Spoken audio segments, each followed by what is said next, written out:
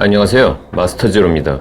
오늘은 최근에 일어난 엽기적인 살인사건의 피의자의 심리를 분석해보는 콘텐츠를 만들어 보려고 이렇게 영상을 찍고 있습니다. 제가 심리에 대해서 전문가라고까지 하긴 좀 그렇지만 전문가 정도는 된다고 볼 수 있습니다. 왜냐하면 제가 민간 자격증으로 심리 상담사 그리고 심리 분석사 자격증을 가지고 있고요. 이번에 탐정 자격증을 취득하면서 범죄 심리에 대해서도 어느 정도 공부를 좀 했습니다. 오늘 다뤄볼 사건은 어떤 사건이냐면 많이들 아실 텐데요. 대전의 한 초등학교에서 교사가 1학년 여학생을 살해한 끔찍하고 잔인한 그런 사건이었죠.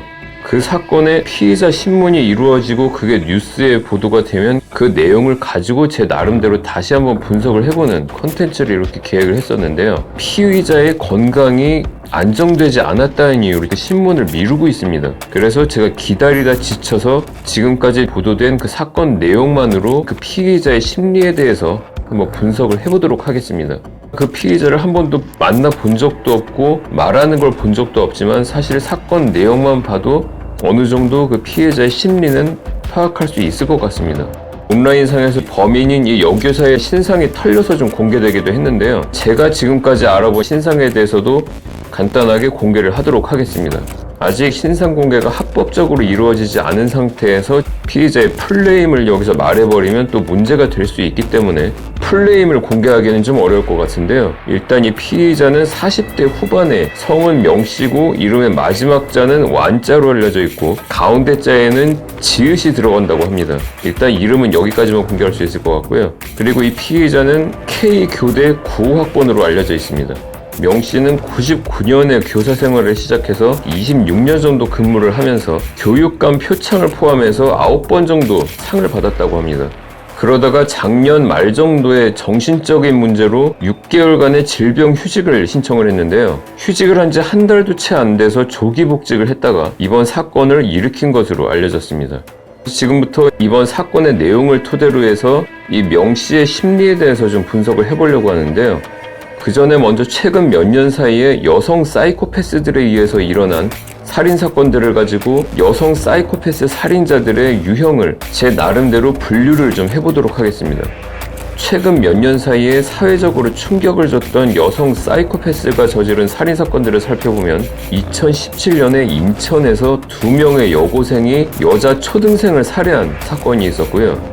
2019년에 고유정 사건, 2022년에 이은혜 사건, 2023년에 정유정 사건이 있었습니다. 그리고 2025년에 아직 이름이 공개되지 않은 이 명씨 사건이 일어났다고 할 수 있을 것 같습니다. 그래서 이 5팀을 가지고 제 나름대로 분류를 좀 해봤는데요. 먼저 이 2017년에 인천 여고생이랑 2023년에 정유정은 쾌락형의 살인자 유형이라고 볼 수 있을 것 같습니다. 제가 얘네들을 왜 쾌락형이라고 분류를 했냐면 피해자를 살해함으로써 본인이 어떤 큰 금전적인 이익을 얻거나 본인이 어떤 이득을 취하는 건 거의 없다고 봐야 될 것 같은데요. 그럼에도 불구하고 살인에 대한 어떤 호기심이나 살인으로 얻을 수 있는 어떤 쾌락을 위해서 살인을 저질렀다고 봐야 될 것 같습니다. 그래서 이 인천 여고생들이나 정유정 같은 경우는 쾌락형의 사이코패스 살인자다, 이렇게 분류를 해봤습니다. 그리고 2022년에 이은혜 같은 경우는 남자에게 처음부터 돈을 뜯어낼 목적을 가지고 접근을 해서 결혼까지 해버린 다음에 남자로부터 계속 돈을 착취를 했죠. 그리고 더 이상 착취를 할 수 없게 되니까 남편이 사망보험을 들게 한 다음에 계획적으로 남편이 사망하게 해서 또 그 사망보험금을 챙기는 이익추구형의 살인자다, 저는 이렇게 보고 있습니다. 고유정 같은 경우는 이은혜하고는 또 좀 다른 것 같은데요. 고유정 같은 경우는 이은혜처럼 어떤 금전적인 이득을 얻기 위해서 살인을 한 게 아니고 본인이 이혼을 했는데 재혼을 하면서 인생을 새롭게 출발을 하고 싶은데 전남편과 또 전남편 아들이 계속 걸리적거리는 것 같고 자기 발목을 잡는 것 같고, 그러니까 이 둘을 제거를 하고 인생을 새롭게 시작하겠다, 이런 목표를 가지고 살인을 저지른 경우라고 봐야 될 것 같은데요. 그래서 저는 고유정 같은 경우는 목표 지향형 살인자다, 이렇게 분류를 해봤습니다. 그런데 제 생각에는 이번에 이 명씨 같은 경우는 심리가 좀 복잡한 것 같습니다. 그래서 지금 앞서 설명한 이 4명처럼 살인의 목적이 한 가지 목적으로 딱 떨어지는 게 아니라 두 가지 목적이 좀 복합적으로 들어가 있는 것 같습니다. 결론부터 말씀드리면 제 생각에는 이번 대전 초등학교 살인사건의 범인인 명씨는 쾌락형과 목표 지향형의 특성이 섞여 있는 복합적인 성격의 살인자인 것 같습니다.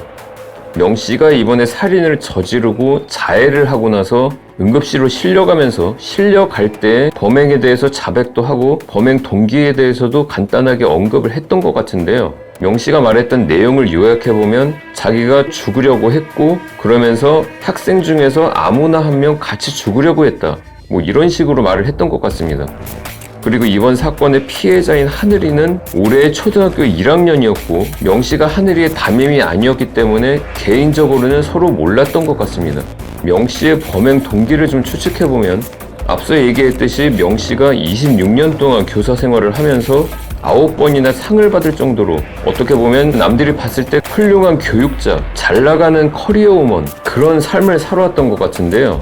그러다가 작년 말 정도부터 우울증이라든지 어떤 정신적인 문제들이 생기면서 조퇴도 자주 하게 되고 병가도 많이 쓰게 되고 그러다가 결국 질병 휴가까지 내면서 커리어에 타격을 좀 많이 받게 된 것 같습니다. 그리고 명씨가 이혼도 한 걸로 알려져 있는데요. 이혼은 최근에 한 건지 뭐 몇 년 전에 한 건지 그건 정확하게 알려지진 않은 것 같은데 어쨌든 이혼을 하면서 가정적으로도 문제가 생겼고 정신적인 문제 때문에 직장 생활에도 문제가 생기면서 자신이 불행해졌다고 생각하면서 그 분노를 표출할 대상을 찾다가 가장 약한 상대인 자기 학교 1학년 학생을 타겟으로 삼아서 저지른 범죄라고 봐야 될 것 같습니다. 제가 아까 명씨는 쾌락형과 목표 지향형의 살인자 특성을 모두 가지고 있다고 말씀드렸는데요. 명씨가 처음에 목과 팔에 자해로 인한 자상을 입은 상태에서 응급처치를 받으면서 크게 소리를 내서 웃었다고 합니다. 이런 행동은 얼마 전에 길거리에서 일면식도 없는 여고생을 살해하고 CCTV에 웃는 장면이 찍혔던 박대성이 했던 행동이랑 같은 행동이라고 보여지는데요. 살인이라는 목표를 달성한 것에 대해서 어떤 기쁨이나 희열, 쾌락 같은 걸 느꼈기 때문에 한 행동이라고 봐야 될 것 같습니다. 그렇기 때문에 이 명씨도 쾌락형 살인자의 특성을 가지고 있다 이렇게 봐야 될 것 같고요. 고유정이 재혼을 하면서 자기가 인생을 새 출발하는데 걸림돌이라고 여겨지는 전 남편을 제거함으로써 인생 새 출발이라는 어떤 목표를 지향하는 모습을 보였다면 명씨도 자기의 교사로서의 어떤 커리어를 망가뜨린다고 생각되는 교장이라든지 교감이라든지 동료 교사들에게 표출하고 싶은 분노를 어린 학생에게 대신 표출했다는 점에서 고유정 같은 목표 지향형의 살인자의 특성도 좀 가지고 있지 않나 저는 그렇게 보고 있습니다. 이번 사건에 대해서 몇 가지 말씀드리면 처음에 이 사건이 보도될 때 교사가 우울증이 있어서 살인을 저질렀다 이런 식으로 좀 보도가 많이 됐다가 정신과 전문이라든지 이런 전문가들이 우울증 때문에 살인을 저질렀다고 볼 수는 없다 이런 지적이 많이 있었죠. 저도 처음에 뉴스 보도를 보면서 우울증이 저 살인과 무슨 관련이 있는지 그런 의문이 들었었는데요. 우울증은 말 그대로 아침에 침대에서 일어나기도 싫어지는 게 우울증인 걸로 알고 있습니다.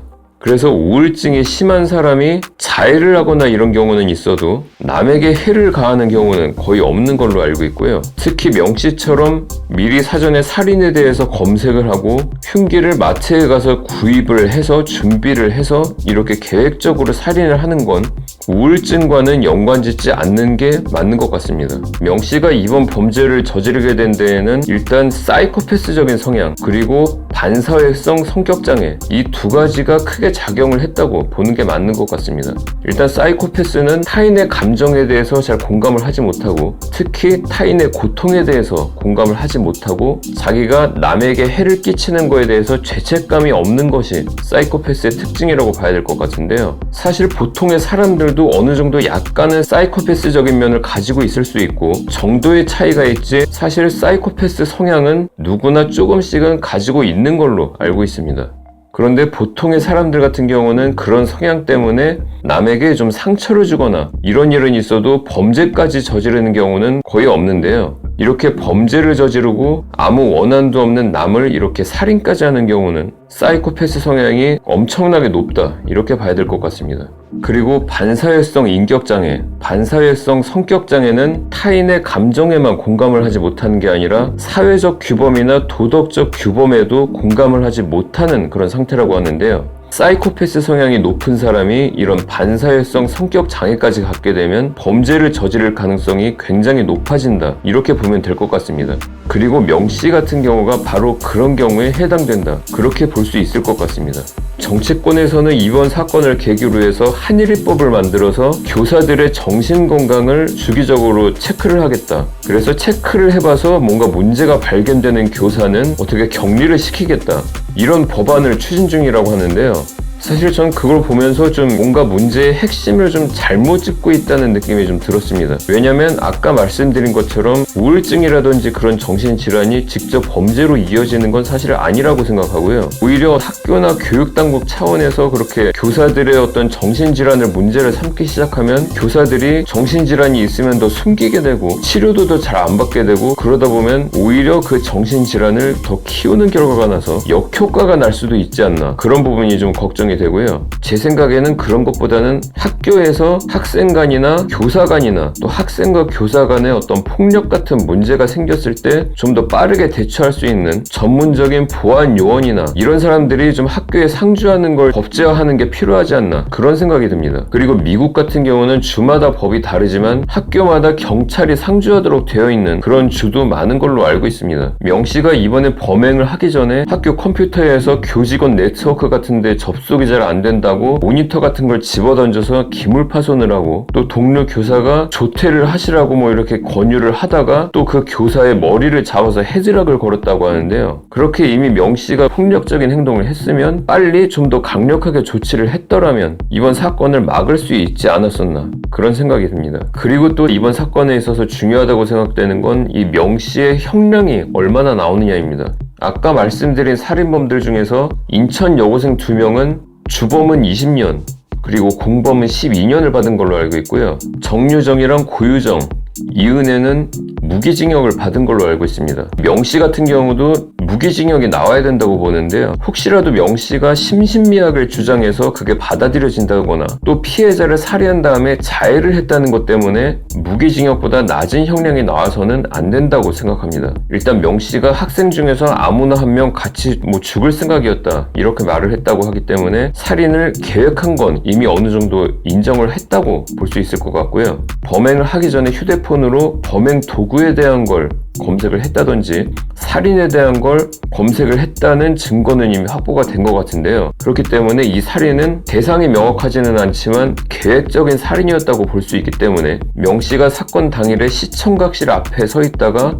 그 앞을 지나가던 피해자를 책을 주겠다고 유인을 하면서 시청각실 안에 있는 비품 창고에 들어가서 범행을 했고, 하늘이 할머니가 피해자를 찾으려고 학교 안을 수색을 하다가 시청각실 안에서 명씨를 마주쳤을 때 할머니가 하늘이 못 봤냐고 물어보니까 못 봤다고 거짓말까지 했다고 합니다. 그때 명씨의 얼굴과 옷에 피가 이미 묻어 있었다고 하고요. 비품 창고 구석에 하늘이의 가방이 보였다고 합니다. 그러니까 명씨가 피해자에게 흉기로 가해를 하고 나서 피해자 할머니에게 거짓말을 하면서 그 상황을 모면하려고 한 건데요. 자신의 말대로 아무나 한 명 죽이고 자기도 죽을 생각이었다면 흉기로 가해하고 나서 바로 자해를 해야 됐지 않을까요? 지금 뉴스 보도 내용을 보면 피해자에게 가해를 하고 나서 피해자를 찾는 할머니에게 거짓말을 해서 돌려보내고 시청각실 문을 잠갔다고 합니다. 그러고 나서 자해를 한 걸로 보이는데요. 만약에 그때 시청각실에서 피해자 할머니를 만나지 않았다면 그대로 도주를 했을 가능성도 있지 않나, 이런 부분도 생각해 봐야 될 것 같습니다.